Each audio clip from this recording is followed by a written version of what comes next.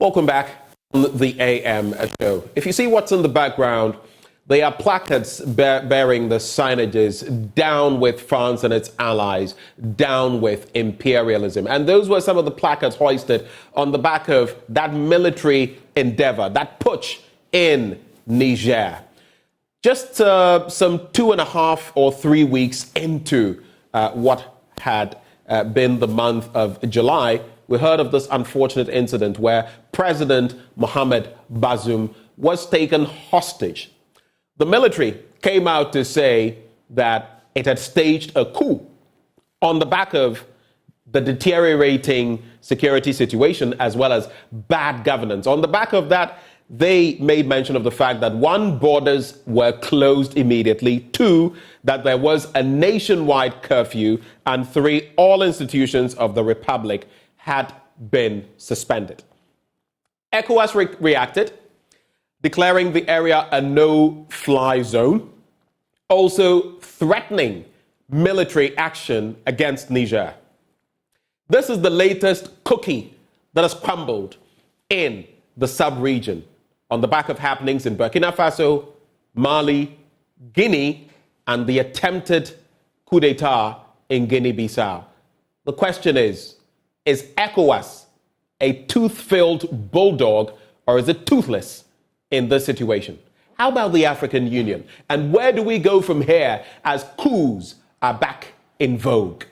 Well, joining us for a conversation this morning, Professor Kwadwo Appiagyei-Atua. He is international human rights and public international lawyer and lecturer. He joins the conversation.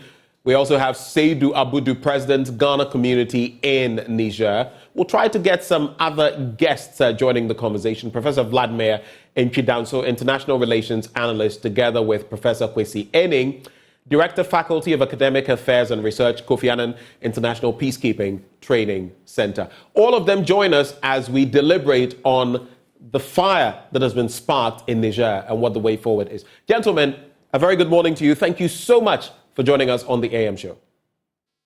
Thank you very much. Good morning. Thanks for having us. Professor Enning, let me start with each one of you for brief thoughts on what has transpired in Niger. The flame of coup d'etats is catching the sub-region afire. What is your take, your understanding of the circumstances there? The military says deteriorating security situation and bad governance. What do you make of what has happened in Niger? I'll start with you, sir. I think the military needs to create a narrative that taps into the frustrations of people on the streets of Niger. It's the same military that is undertaking the counterterrorism initiatives. They failed, so the real question then becomes, what do they think they can do differently? And I think they've also mentioned corruption. They've mentioned worsening economic situations. They've mentioned the manipulation of the army for political ends. So there are a multiplicity of things that led to what is happening. But the tipping point relates to the battle between Issoufou and Bazoum, and Bazoum's desire to stamp his authority on the government by replacing some of the chiefs of the army. The fascinating thing with Niger is that the underpinnings of what led to this coup is rampant on this continent. I mean, those causes that drove the military, and just now I think we are seeing some pictures of the French embassy under attack and being bent. So things are beginning to get out of hand, and they will continue to get progressively worse until there is a process of negotiations with the new people who are in charge. Thank you for those initial comments. Let me come to Dr. Vladimir Ntwidanso.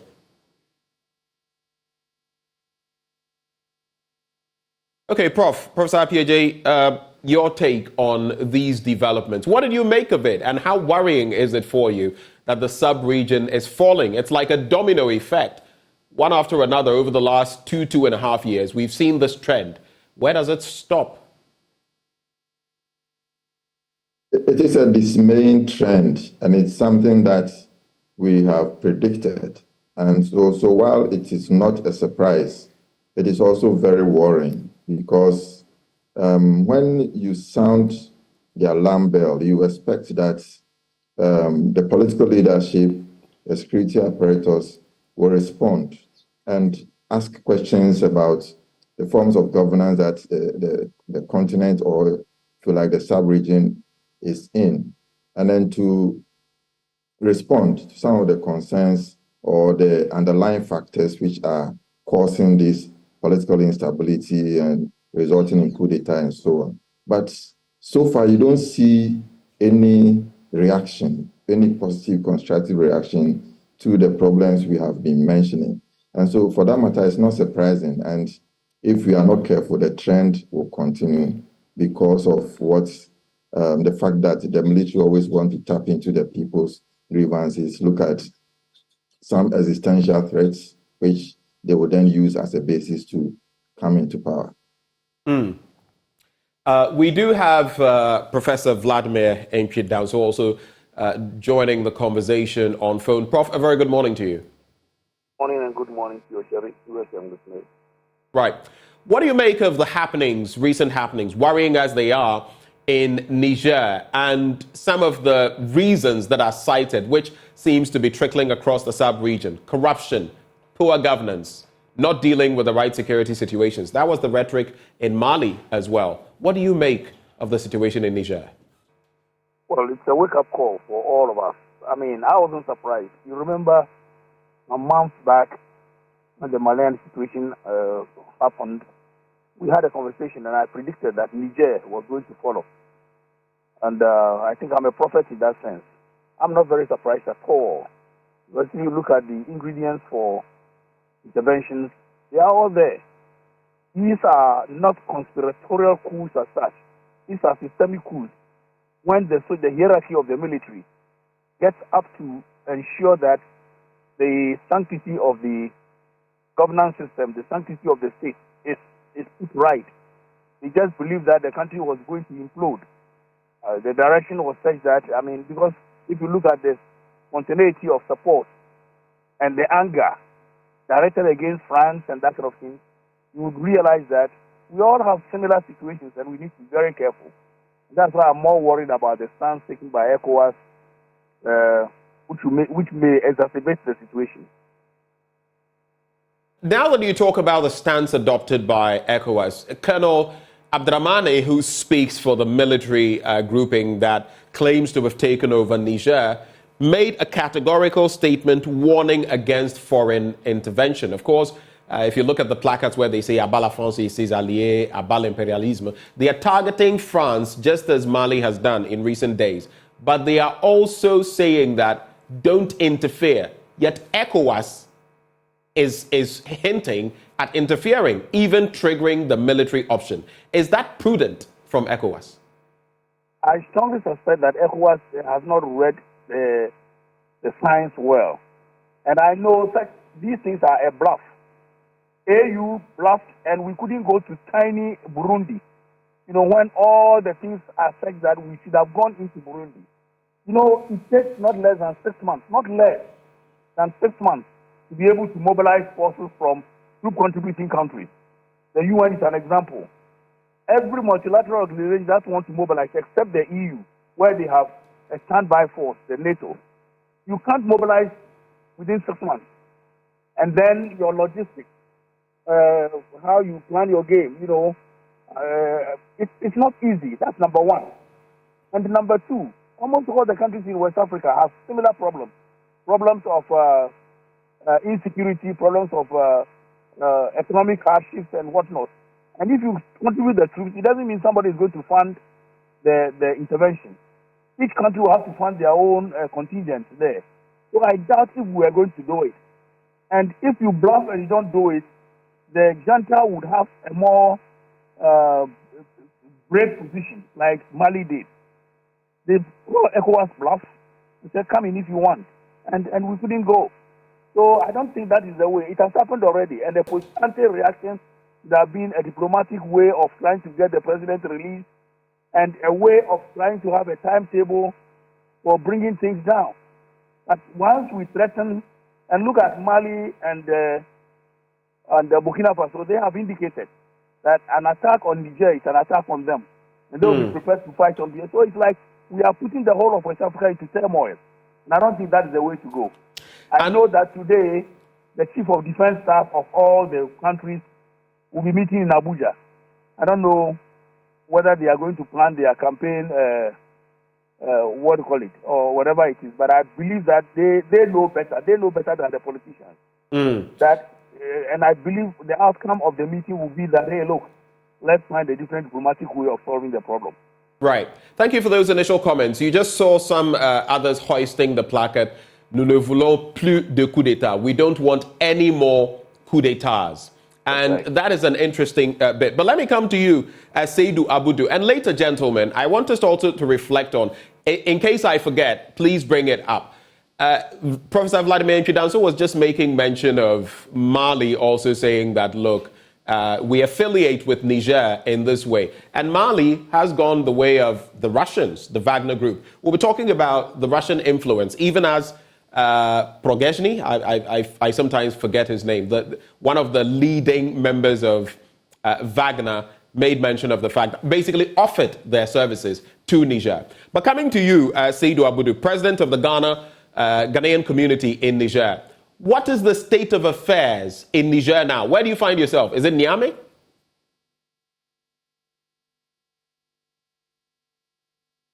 Hello, Mr. Abudu. You may have to unmute.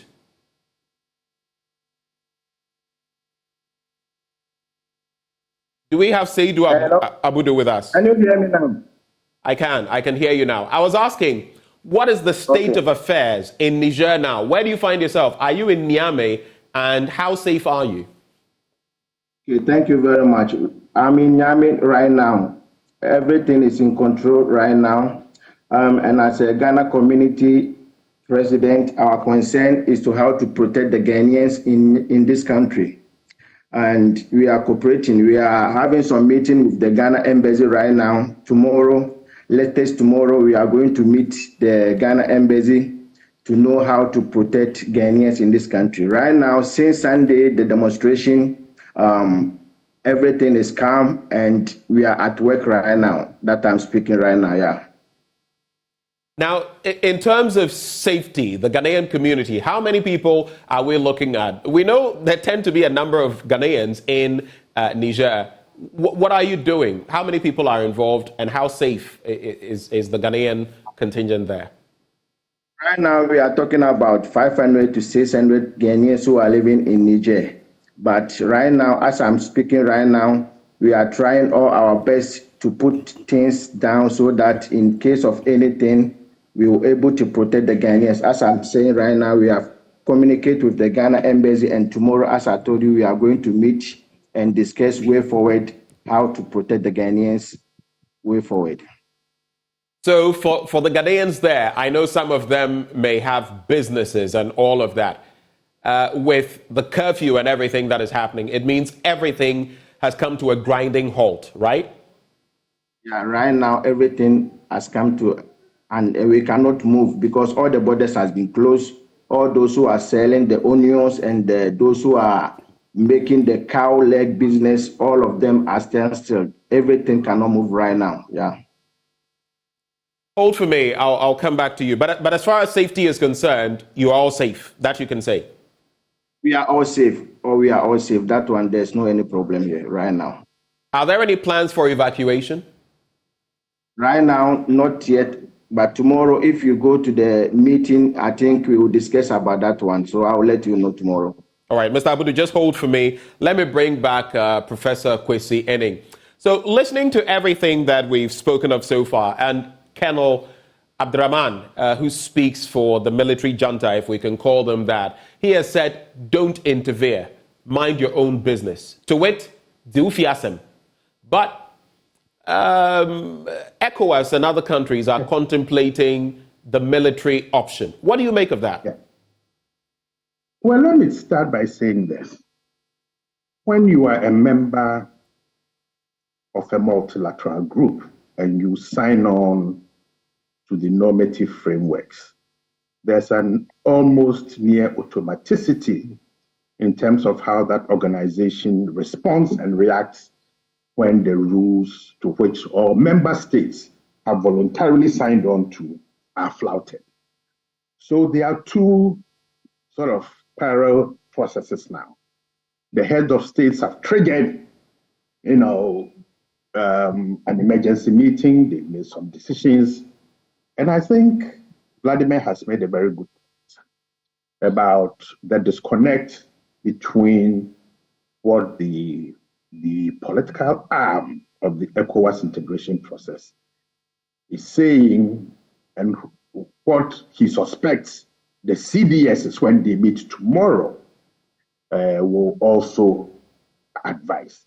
So I think there'll be a suggestion for some military diplomacy whilst the political one is going on about getting them to the table to agree to some transitional period of sorts. Now, if you remember, the junta was giving 1 week, and from what Vladimir is saying, they are flying into Abuja tomorrow. Today, the meeting will take place tomorrow, meaning that they will bring some suggestions and conclusions by Friday, Saturday. So the 1 week is over. Now, when multilateral institutions seek to intimidate their members to toe a particular line and change their behavior, and they are not able to fulfill what they have said they will do, that leads to a credibility gap. And from what Vladimir is saying, you don't put together an intervention force in less than 3 to 6 months. And most of these intervention forces anyway would need external support to be able to do so. Transport planes, the necessary firepower. So my understanding is that we are going to see some back channel negotiations going on. You also mentioned that we should bring in Russia and Wagner. Wagner has, and here I think I will defer to Vladimir, something has dramatically shifted with the Wagner group. When they made their attempt to go to Moscow and the negotiations took place, Wagner is no more a mercenary group nor a proxy of the Russian state. Those who remain have been brought into the former Russian army, meaning that when Mr. Prigozhin speaks, he's speaking almost on behalf of the armed forces. That's number one. Number two relates to Burkina Faso and Mali and the joint statement. I think Algeria is also giving indications that a military intervention to take place, it will then affect the southern part of its territory that borders that country.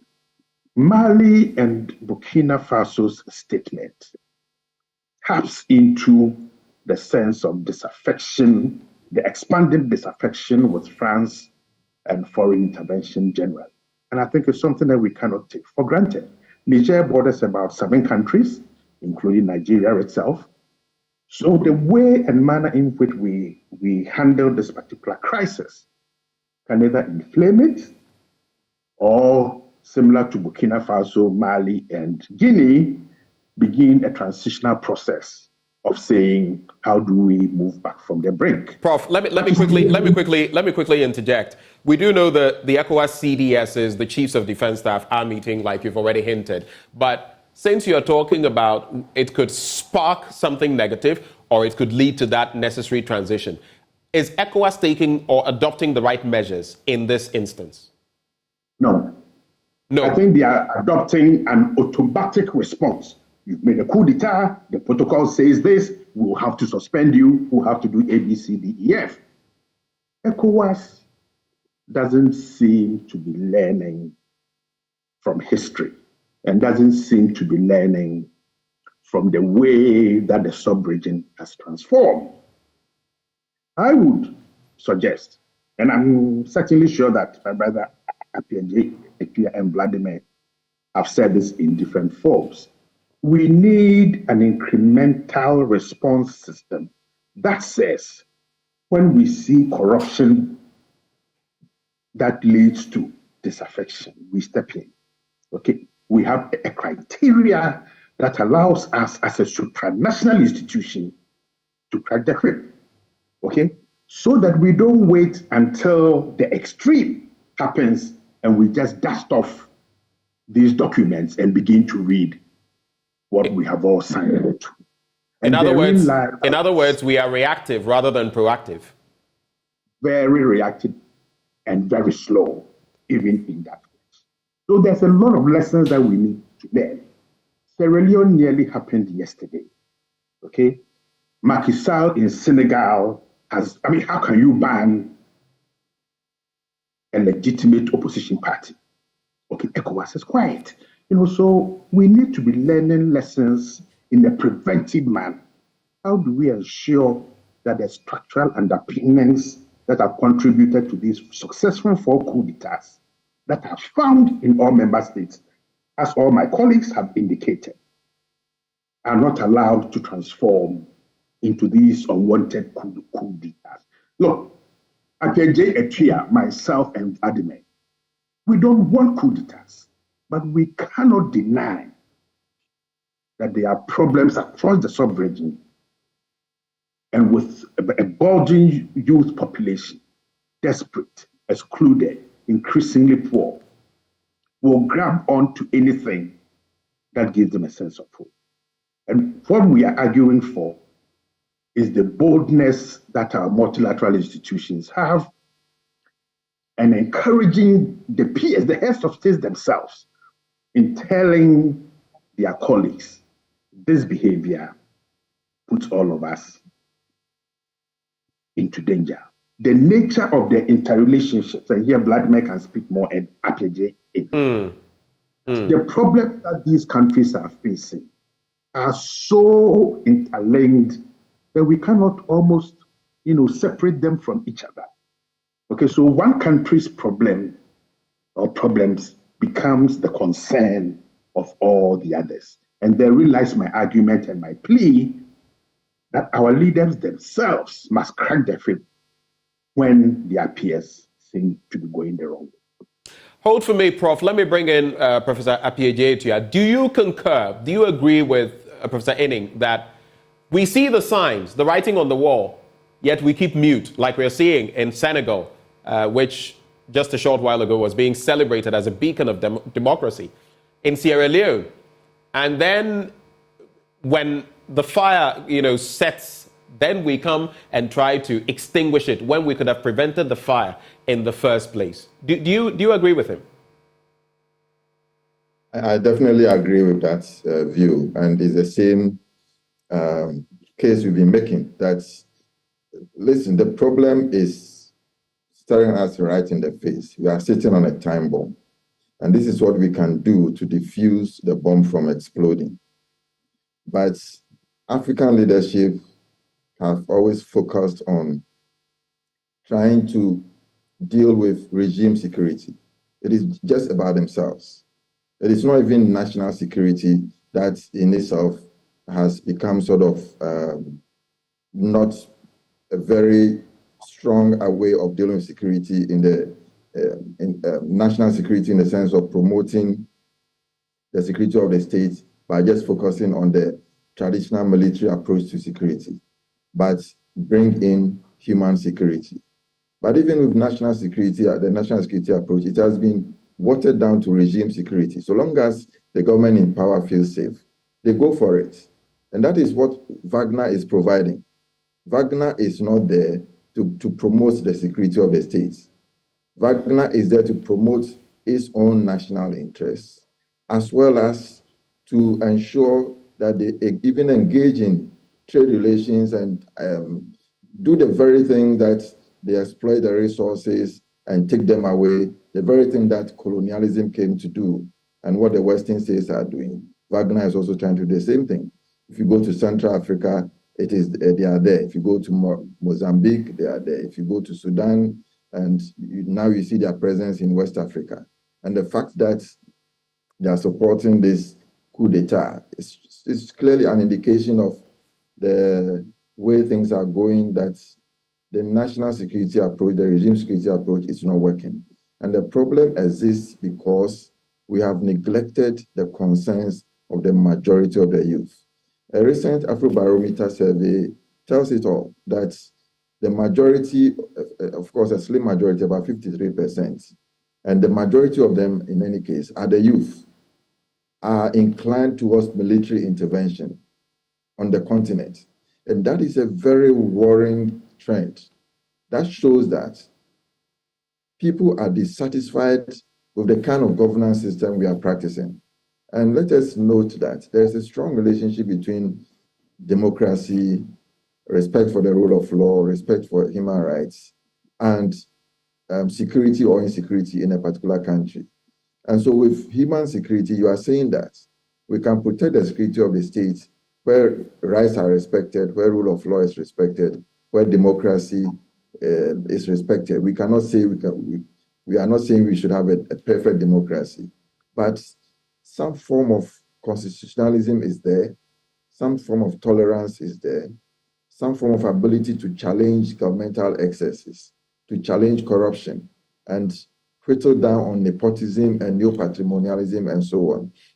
That will give space for the people to vent their frustrations and anger in a way that will lead to change within the system. But where those avenues are blocked, it leads to a situation where they call for the military. And the military also take advantage of that. And Wagner was also take advantage of that. Now, we thought that after the collapse of the Berlin Wall, we were into a unipolar world. No. Now we are back into the Cold War environment. And now it's not only between Russia or the Soviet Union and the Western world. China and all of that are in there. China is also in there. China operating more from the economic point angle, but Russia trying to look at it from the military angle. So very soon we're going to see African states becoming pawns in the chess game where you have to choose sides, and therefore democracy is not going to be respected. Quick one, Prof. Is it possible for Africa to gain from all of this, or once we are pawns between the kings and the queens from the West and the East, we are going to end up being the losers? Because now, again, one more time, it's not the Germans and that conference compartmentalizing Africa, but Africa has become another chessboard like pizza being shared. The Russians are fighting, the West is also fighting. Who wins in the end? Are we going to be the losers one more time? Briefly on that. Oh, yes, we're going to be the losers one more time. And we are going to be the losers because instability is going to become a problem. And where instability comes in, there is the attempt to say that we need security first. So human rights should go hang. Right. And in so doing, we're going to have disaffection, disenchantment, and we should also recognize the fact that these terrorist cells are there. Yes, and you can mention a couple of them from Mali, Niger, to Burkina Faso, and so on. Right. Let us also consider the porosity of our borders, the fact that there is strong inflow of arms within the sub-region. All these are the ingredients of insecurity, and this can be easily exploited by the powers that be to create that insecurity. Then Wagner comes in and they say that we'll protect you, we'll give you the security. Of course, we are all concerned about the imperialist tactics employed by France, especially in these countries. But the solution doesn't lie in saying that you are replacing one power with another power. The solution lies within, where we empower the people, where we practice democracy. Right. That is what is going to cause the change, that will create the stability, that will enable Africa to acquire the agency in international relations, to be able to make a case of how it should define its own foreign policy. The AU should have a foreign policy that it should follow. Ecowas should have one that it should follow. That is what will determine the position where we stand and how we can gain from this environment. Now, if you can see, and I'm sure our panelists can also see, the plumes of smoke emanating from different places, this, what is perceived to be a public institution of state, and we know all of them have shut down. basically. You can even see an explosion there. I think an electric, wire or something of the sort, the pillions bursting into flames. And these people are just there pillaging, I can't see what exactly it says. I see bienvenue, but I don't see the rest of it. But this appears to be some state institution. And look at what is going on. This is also what we are trying to avoid, because then there is a lot of destruction. And like in Liberia or Sierra Leone, coming back on its feet as a country becomes problematic. But let me come to you now, Professor Vladimir Nchi Danso. Interesting points Professor Etia raised. A lot of our governments are focusing on regime security, but if the people themselves are not secure, I'm talking about human security, which now is the new trend of things. Military securitization of the world is a thing of the past. It is in there, yes, but human security. For example, economic rights. The SDGs will talk about them. A decent source of living. Yet across the continent of Africa, right here in Ghana, we see the instances where many people are unemployed on the back of the latest Ghana Statistical Service release. A lot of our youth, not in employment, not getting an education, not getting training, not practicing any vocation, and they are just there, a ticking time bomb. Which also makes us reflect on the fact that since 2020, there have been 7 successful coups in West Africa and Central Africa, the latest being the one in Niger. So my question to you, Prof, how does this flame in Niger affect Ghana, directly or indirectly? What is our level of risk? As I indicated, and Professor Tu has also indicated, the point is this, that we have similar specificities within the West African sub-region. As you rightly put it, regime security should have been a thing of the past. And human security assures the people of a collective way of moving forward. Unfortunately, government upon government within the sub-region are thinking about the next election, satisfying global norms, that democracy, and then you check that there is democracy, frequent elections, institutions of state, etc., rule of law. But then there is no rule of law. All you see is that it's only when the soldiers come in that we believe that something odd has happened. Look at what is happening in Senegal. What is Ecowas waiting for before they trigger off the panel of the wise to be able to at least bring things down? And they have a problem with Casamance already. And then the population, a lot of it's about 18 to 20% unemployment rate in Senegal. And yet, what is happening is so bad. And when it goes so bad, what happens is what I talk about as systemic coup. The military will just see that, let us intervene before there is an implosion. So I will not be surprised that in future you see something like that in Senegal also. So with Ghana, we should be very careful. Let us not play the ostrich by thinking that, everybody is touting Ghana as a seriously democratic, whatever it is. The level of indiscipline in the country because of the lack of human security is such that when there is anything untoward, we will see some kind of explosion in Ghana. And in almost all the countries, Nigeria is worse. There is hardly any country within the West African sub-region that does not have the ingredients for implosion. And that is what we should be thinking about.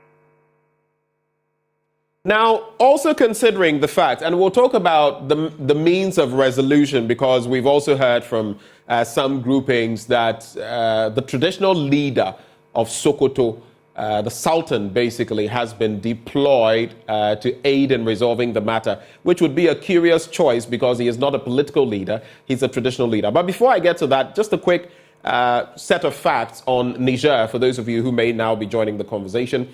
It's a landlocked country in West Africa named after the Niger River with an area of 1.2 million kilometers squared. It's a big place. It's bordered by Libya, Chad, Nigeria, Benin, Burkina Faso, Mali, and Algeria. It has a population that is small, 25 million, but has one of the highest fertility rates in the world. It gained independence from France on the 3rd day of August 1960, just about 3 years after we gained independence. And its GDP, pretty small compared to ours, $14 billion, with an economy that is dependent on mining and farming.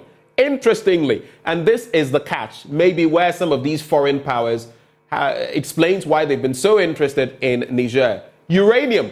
And mind you, when you think uranium, you're thinking of intercontinental ballistic missiles, some of the greatest missiles you can think of. You can look at it, uranium enrichment and electricity production and all of that, but that also comes into play. It's the country's biggest export.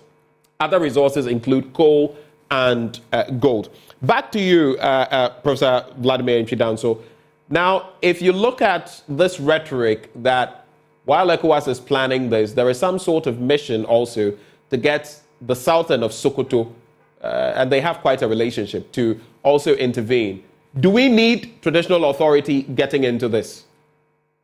Well, all tools in the toolbox are very important for doubting fires where conflict is concerned.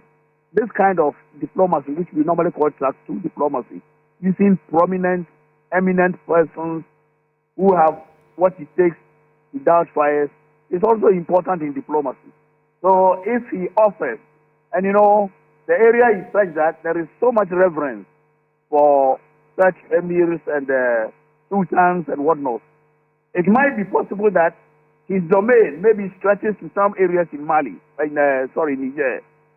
It's like Santini trying to dash the fire in Dagbon, because in the past, Dagbon served as part of the peripheries of the Ashanti Kingdom. And therefore, it was easier for Santini to cause what was going on over the non-government. So I believe that if there is the possibility to use him, and ECOWAS could have used such persons also for such things to happen. So I believe that if he is into it, then it's a good thing.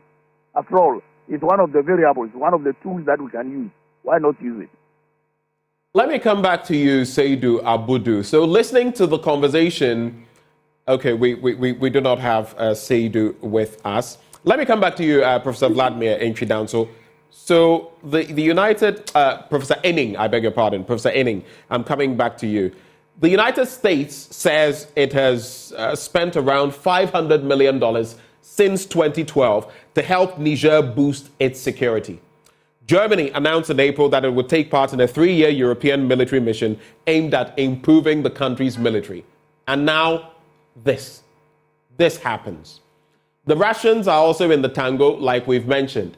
But what does this mean geopolitically for France, La République de France? Because now the people, or at least some of the placards we've seen, some of the interviews that have been granted, some of the people that have been interacted with on the streets of Niamey say, down with France and its allies, down with the imperialists. What does this mean for France on the back of what has happened in Mali? No, I think before I come to what it means for France, we need to ask ourselves a fundamental question. If the Americans have invested $500 million and whichever other country has invested, what is the quality and the nature of that investment in the military? Okay, what is the quality of that security force assistance? And to what extent did it seek to respond to the operational challenges faced by the military in this particular country, and how this institution responds to the security threat that they faced? Was the assistance just to get a base that allows them to focus narrowly on how to prevent the export of violence into these countries? So we need to be more critical about the nature of security force assistance and not to perceive them as visitors coming bearing gifts. And therein lies the types of physiology emanating from the State Department. Their unwillingness to use the word coup because under American legislation, they cannot be seen to be dealing with people who have made a coup. So what does Niger mean for France? Well, second point, there's a new geopolitics on the sub-region. There's a new assertion and a new demonstration of agency by African states. And also that people are now beginning to ask themselves, what is the nature of this old relationship between Niger, Burkina Faso, Guinea, and their former metropole? How much have we benefited from them?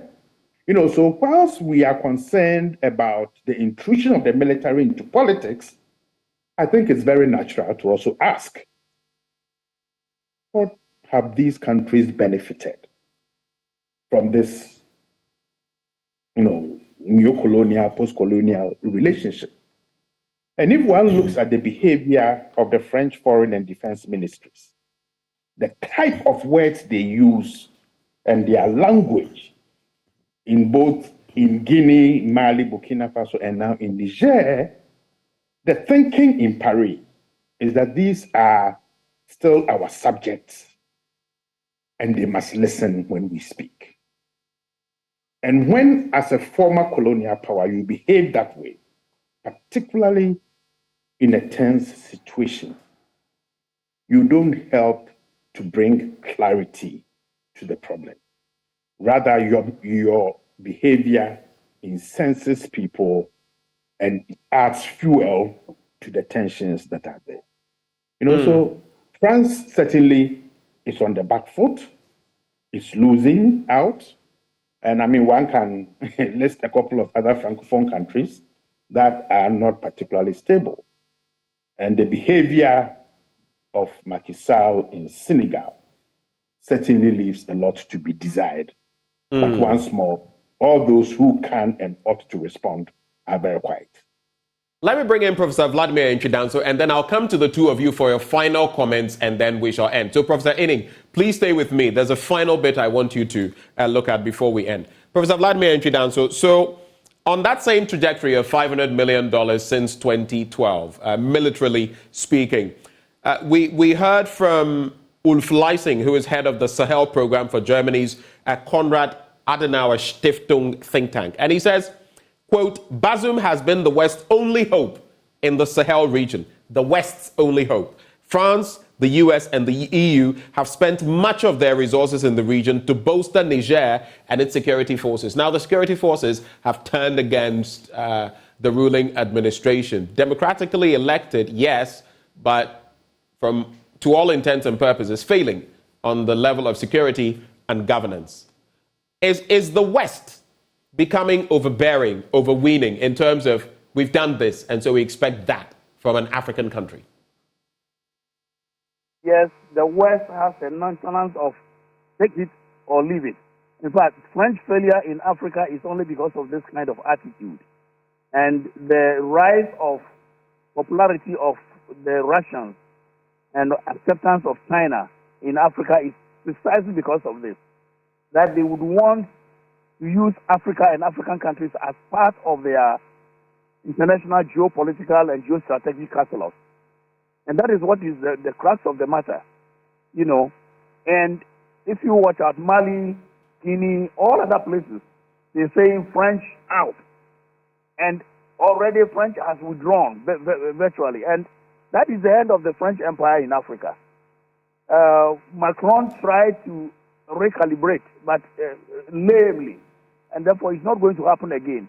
More so that the French citizens, French-speaking countries now feel there is a new kind of partner in Wagner. So the Germans, the Europeans, and all that they bring, at times they want non-kinetic approach to solving the problems of the French-speaking countries. And by that I mean using money to try and build schools, hospitals, etc., etc. Good. But then they do so with the intention of making sure the Chinese and the French, the Russians don't come in. And that is what is annoying the French-speaking countries. Most of them are saying, do you want to choose our friends for us? Allow us to choose our friends, kind of. So it's a dicey situation. Right. Europe is now realizing that their base, which they have always used as part of their security calculus in Africa, is now waning. And I believe there's no turning back. To wrap the conversation, gentlemen, we have just about 2.5 minutes left. So you have said, Professor Vladimir Nchidanso, I'm coming to Professor Inning, but Professor Vladimir Nchidanso said currently almost all African countries have the ingredients for an implosion. The ingredients. Of course, if you have the ingredients, someday you will be preparing some food, maybe food that you don't want to eat. But to cap off the conversation, what signal does what has happened in Niger, the 7th coup d'etat, the 7th putsch since 2020, what does it, that is in West and Central Africa, what signal does it send to African leaders, especially in that sub-region? How do we deal with Ghanaians currently still in Niger, and what is next for Niger? How do you see it? Professor Inning, same question to you, Professor Vladimir Nchidanso, same question, and then we cap off the conversation. Professor Inning. Well, very briefly, I think we are going to get a couple more of these upheavals. I mean, there's no doubt at all in my mind. We're going to have more of these upheavals. Is that what you're saying? Yes. I mean, my forecasting over the past 3 years have been spot on, and I have no doubt at all, looking at the variables and the vulnerabilities in several countries, that we are going to get some more. In terms of the Ghanaians, in Niger, yes, keep a low profile. Don't inflame passions by getting into arguments. And I know that our research department that has a lot of experience in working behind, in inverted commas, enemy lines and extracting our people will get them out very safely. Thank you. Professor Inning, you're always a wonderful resource. Thank you so much, sir, for joining the conversation. Thank you. Professor Vladimir Nchidanso, you have the final bite, sir. I cannot but agree with my brother, that there is a possibility of a domino effect in the whole of the West African region, because the specificities are almost the same. The ingredients are there, and we need to be very careful. The aridity, bad governance on government spaces, etc., etc. Most of our governance systems want to please the West, and that's bad. Now, specific to Ghanaians in Niger, as Kwesi has said, why do you stoke the fire over there? You are just a foreigner. If you keep to themselves, you have direct touch with the embassy, and I think when things are going too bad, we will have a way of trying to get them across. Prof, you're also a wonderful resource. Thank you for gracing the occasion this morning. Thank you, sir. And so those we've had joining the conversation this morning as we've delved into the situation in Niger, they have the ingredients. Many other African countries, including Ghana, have the ingredients. Our panel members have said no one wants a coup d'etat. But how do African leaders remedy the situation? When they look at governance, when they look at corruption, when they look at security, and we're not just talking about regime security, we're talking human security, economic rights of people. If you push people to the wall, you see some of the things that we're finding in Niger. What next for Niger? Only time will tell. Those who joined us for the conversation, Professor Kwesi Inning, Director, Faculty of Academic Affairs and Research, Kofi Annan International Peacekeeping Training Center. We also had Professor Vladimir Nchidanso, International Relations Analyst. And then Professor Kwejo Epieje-Etua, International Human Rights and Public International Lawyer, together with Seydou Abudu, who is president of the Ghana community in Niger.